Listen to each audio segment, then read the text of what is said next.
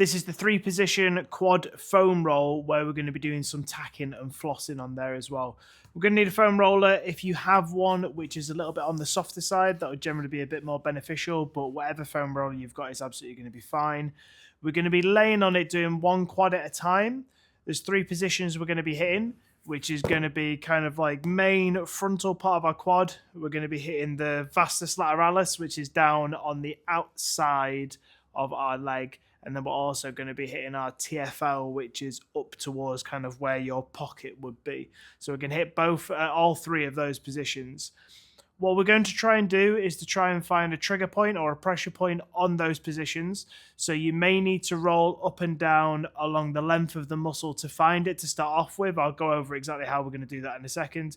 But we may need to go up and down it. But once you've found kind of the most triggering part along that line, that's where we're going to hold, and that's where our time's going to start. We're going to first hold it for 30 to 60 seconds, and then afterwards, you're going to be doing 10 reps where we bring our heel towards our bum. So, first one's going to be on the front of the quad.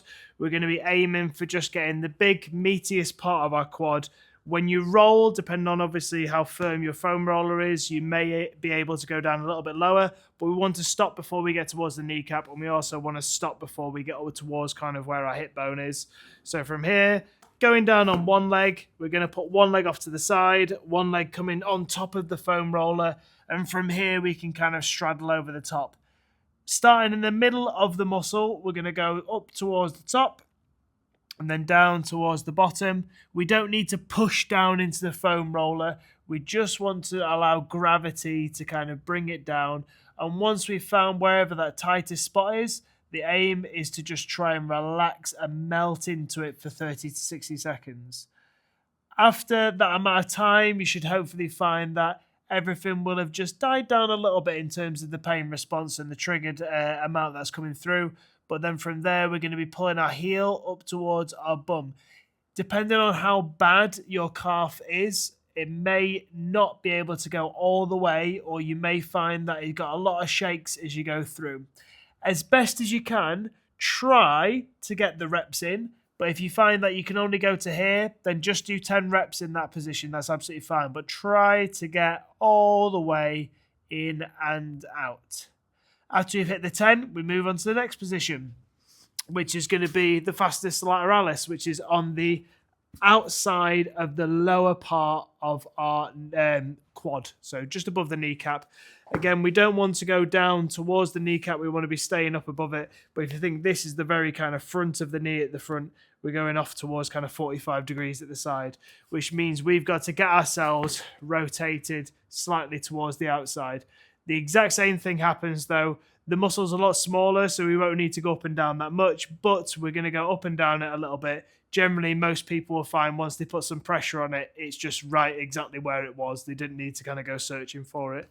But from there, we turn over towards the side, and for me, it's just there. That would be 30 to 60 seconds, and then after that, I'm going to go for my reps where I go through, trying to get my leg completely straightened out, and then bending. And then the final one, similar kind of angle where we're turned 45 degrees, except we're up towards the top here.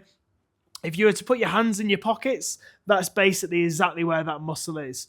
So it's going to be slightly towards the outside, but underneath the hip bone. So from here, I'm going to get myself over onto this position. And you can go a little bit higher and a little bit lower, but generally around that kind of pocket position is going to be good. You may find, depending on your hip bones and just your structure, that you might need to be a bit more forwards or a bit more sidewards, but generally just around here is going to be the spot. So from there, again, hold it for 30 to 60 seconds, and then I'm going to go for 10 reps on there. Obviously, you'll need to do both legs if you've got both legs triggered. If you're really focusing on just the one leg for jumper's knee or whatever rehab that you're doing, then you can just do the single leg. I would always recommend that you do both, otherwise you end up kind of feeling a bit funny where one leg feels a little bit looser than the other. And it's also quite good to do both sides, because on the side potentially that feels better, you can kind of get a good idea of, oh, that's what that's supposed to feel like and this feels bad. So you can kind of hopefully match them up where this side will eventually feel like the good side, and then we can just kind of keep on top of the program from then on.